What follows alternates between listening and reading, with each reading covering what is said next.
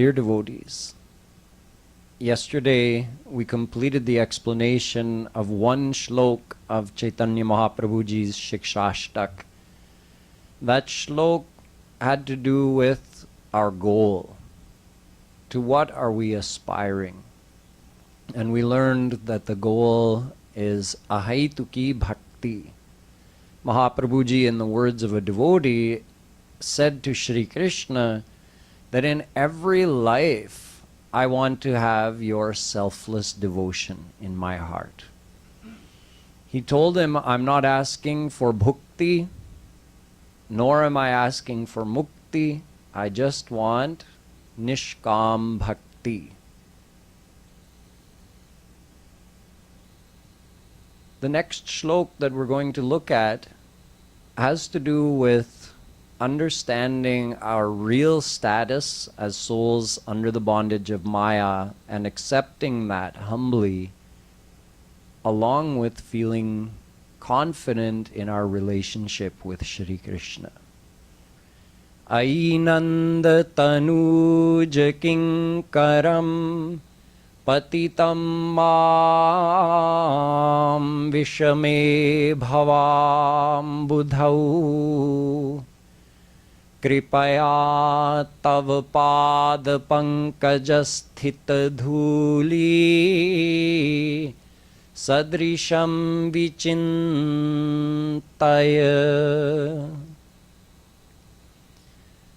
Mahaprabhu Ji, as you recall, is none other than Radha and Krishna, but he's speaking in the words of a devotee. So he's expressing humbleness. He's saying, "Oh, beloved son of Nanda Baba, Nanda Tanuj, I am fallen in this muck and mire of Maya. I'm drowning in it." So he's admitting his fallen state. But he says, please just do one thing for me from your side. Accept me as a speck of dust on your lotus feet. Just think of me that way. I don't need to be anything more than that. But if you think of me and accept me as a speck of dust who is attached themselves to your lotus feet, मेरा काम बन जाएगा. मैं इस माया में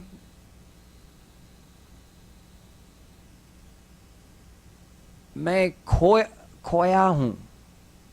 मैं आपको ढूंढ रहा हूँ, लेकिन ये माया मुझे पकड़ा गया है. मैं आपके पास जा नहीं सकता हूँ. मैं इतना पतित हूँ कि संसारी कामनाओं के लिए इधर उधर भाग रहा हूँ. इस संसार में डूब गया हूँ, जबकि आपके प्रेम में डूबना चाहिए. संसारी कामनाओं में डूब गया हूँ और इससे निकल नहीं सकता हूँ. तो आप मेरे लिए एक काम कीजिए, ऐसा चिंतन कीजिए, ऐसा बस एक बार सोचिए कि मैं एक धूल हूँ, स्पेक ऑफ डस्ट, और आपके चरण में लग गया हूँ. ऐसा एक बार भी सोचो तो मैं आपका हो जाऊंगा. This is humbleness and confidence at the same time. Both are important. Humbleness, because if we don't accept our fallen state, we can never surrender to God. Think of what he's saying in this. Patitam, I am fallen. If you accept yourself as patit, it means you're saying, no one has done more sins than me. Ananta janma hue hain. हम सब के अनंत जन्म हुए हैं, और यदि एक एक जन्म में एक ही पाप किए होंगे तो अनंत पाप किए बैठे हैं. Even if we told one lie in every one of our lifetimes, Since we've had uncountable lifetimes, we've done uncountable sins. So who is more fallen than whom? Where it's like a big competition amongst each other, and we're all winning. Every one of us has the right to say, no one is more fallen than me. If you add up all the sins we've done, each one of us has done infinite sins. Not only that, but if you think about the opportunities we've wasted, God has given us human birth many, many times, uncountable times. Why? So that we could do devotion to Him. And every time we received this human birth, what did we do? We drowned in the Mayic pleasures. We drowned in the Mayic desires. And we forgot about Him until after we died, and then we said, oops, I made a mistake. I wasted another human life. So even if we just look at how many lifetimes have we let this opportunity slip through our hands, then we can also say we're very ungrateful. God has given us such an opportunity. We never felt thankful for it, and we never took advantage of it. So we've used that opportunity to do unlimited sins, to forget about God, to just drown ourselves in worldly desires and worldly attachments. So now tell me, which one of us is more fallen? We're all patit. We're all equally patit. He expands on this. Ainanda tanuja kinkaram patitam mam vishame bhavam budhau. I am drowning in the ocean of muck. He's actually referring to, he says visham. You know, when you see a pig on the side of the road in the village, where do they go to? The pile of garbage, right? They're very useful also. They help decompose all of that. They have a place. But in this case, Mahaprabhu Ji is saying that muck that the pig likes to feed on, he's saying, I'm like drowning in the muck of Maya, the muck of my own desires. You're awaiting me with outstretched hands, and yet I'm just drowning in this muck and mire of my worldly desires. Our mind is made of Maya. The objects of our senses are made of Maya. So our mind is continually drawn to the objects of the senses like a pig is drawn to that muck. It doesn't sound nice to hear someone say it, does it? But if you think about it, that is our status. That is what we do over and over again. One time, when Prahlad Ji was leaving the earth to go to the divine abode, there was a pig there that he talked to. And he said, you want to go with me? Chalna hai Golok. The pig had a question before he was ready to commit. He said, am I going to get my mud and muck over there? You know, that's... Prahlad said, you mean that smelly stuff that you eat over here? The pig said, yes. I want to make sure I have my padarth, my khadya padarth should be over there as well.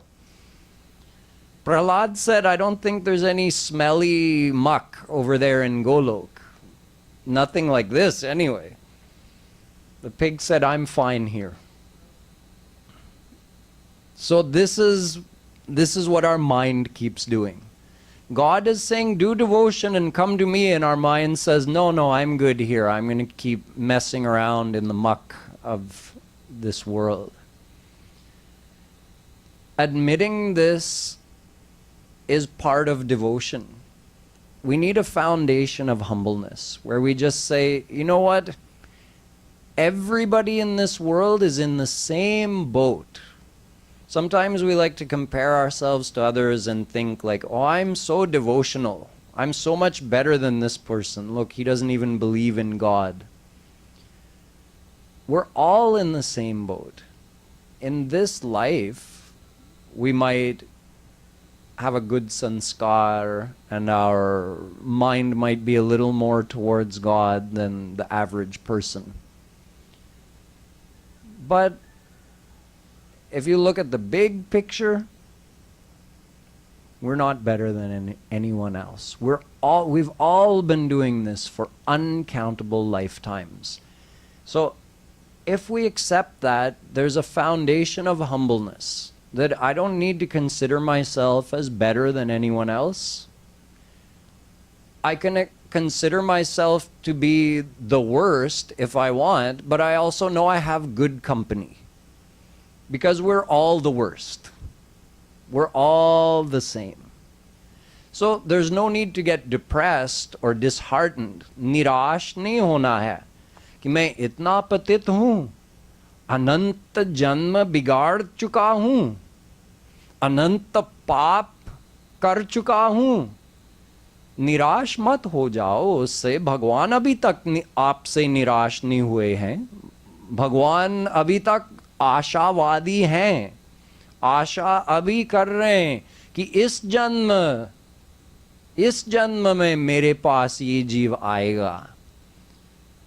He never gives up hope. So why should we give up hope? He knows better than we do.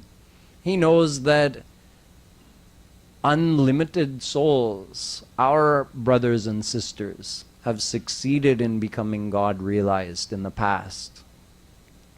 He knows they were the same as us, just as fallen as we are. So when they succeeded, why should we give up hope? This is the first part of the shlok. So I'm the most fallen. I admit it, that my mind is always wanting more of this world, and I've been unable to go towards you. Now comes the second part, which is just as important. Along with humbleness, we need confidence. Confidence that I am yours, like a small child. That small child knows I belong to my mom. I belong to my dad. Even if they scold me, a very small child, if their mother scolds them and they want to cry, they again run into their mother's lap to cry. The same mother who scolded them is now comforting them. They don't know anyone else. So in this shlok, Chaitanya Mahaprabhu Ji is saying, I am yours, even if I am as insignificant as a speck of dust. But this speck of dust is attached to your lotus feet. Therefore it has significance. I am insignificant on my own, but I'm attached to you. I'm your speck of dust. So that makes me great. Not because I'm great, but because I am yours. In many songs, saints have said, Guruji, Kripaluji Maharaj has said that Bhala hoon, bura hoon, jaisa bhi hoon, tera hi hoon Radhe. However I am, if I'm good, if I'm bad, I'm yours. This feeling of belonging actually has to be practiced. It's not something that just comes automatically in the mind. It's something we have to think about over and over again. This is the practice of devotion. How do you practice devotion? You close your eyes and you think, I belong to Krishna. I am his. Radhe is mine. That thought is devotion. I belong to them and they are mine. Just thinking that is bhakti. मैं उनका हूँ और वे मेरे हैं. ऐसा बार बार सोचना ही साधना है. यही भक्ति है और कुछ नहीं. उसके साथ साथ उनका रूप बनाओ, रूप ध्यान करो, उनकी लीला का भी चिंतन करें, लेकिन अवश्य ये भावना होनी चाहिए कि मैं उनका हूं, वे मेरे हैं.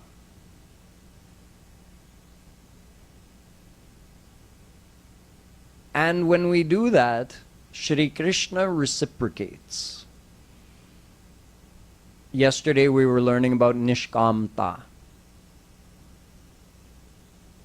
It seems a little almost like far-fetched that if I'm thinking, I wish I could make Krishna happy, I want to please Shri Krishna,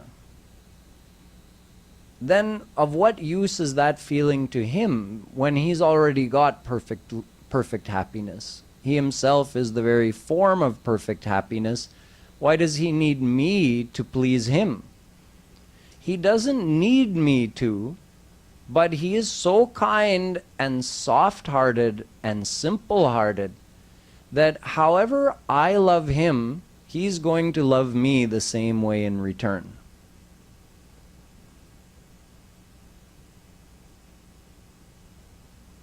From his side, however I love him, he's going to love me the same way in return. That's how kind he is. मैं जैसे प्यार करूंगा श्री कृष्ण से, वे वैसे ही मुझसे भी प्यार करेंगे. So if I love him with the feeling, how can I make Krishna happy? I wish I could put a smile on his face.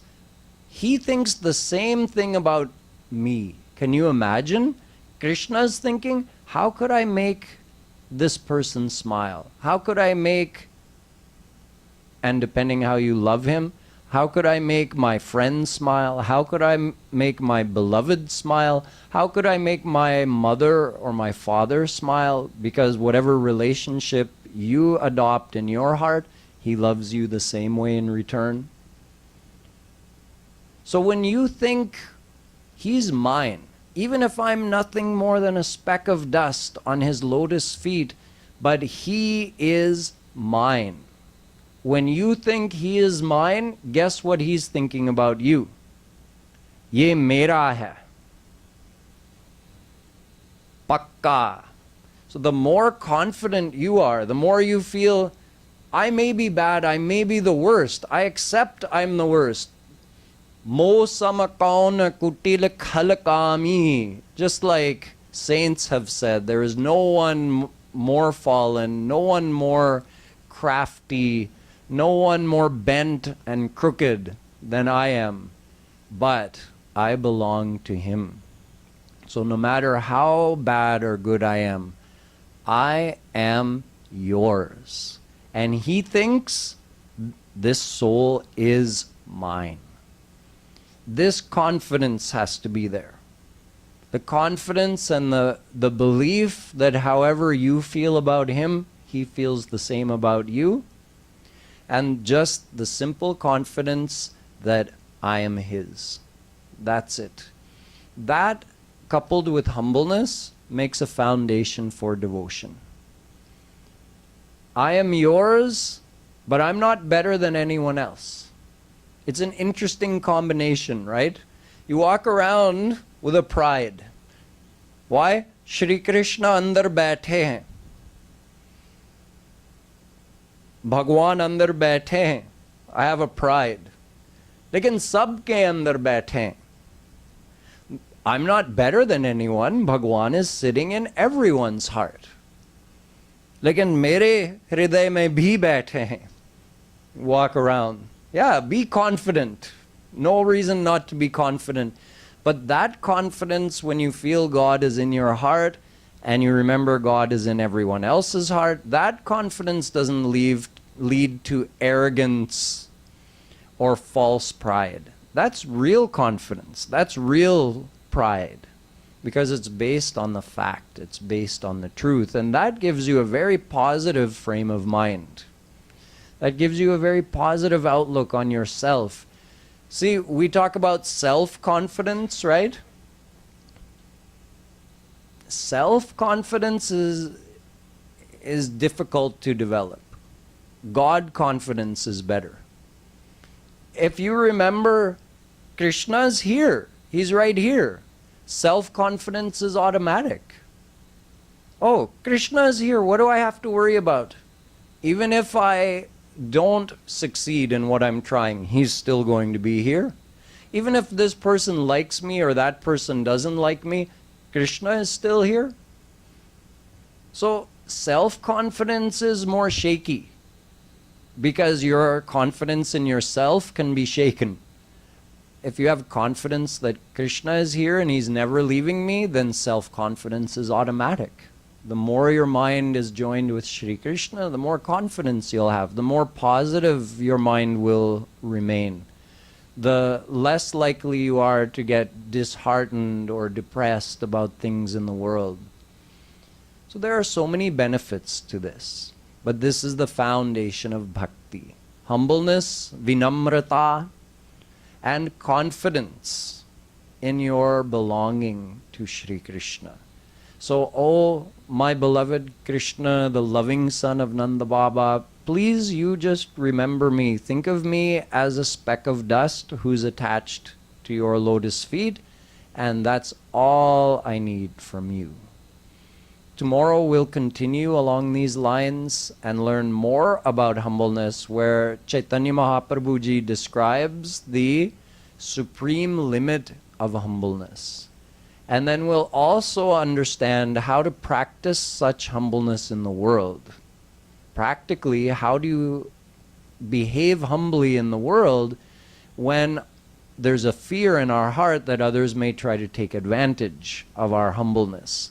So this will be the topic for tomorrow's satsang. Boliye Vrindavan Bihari Lal Ki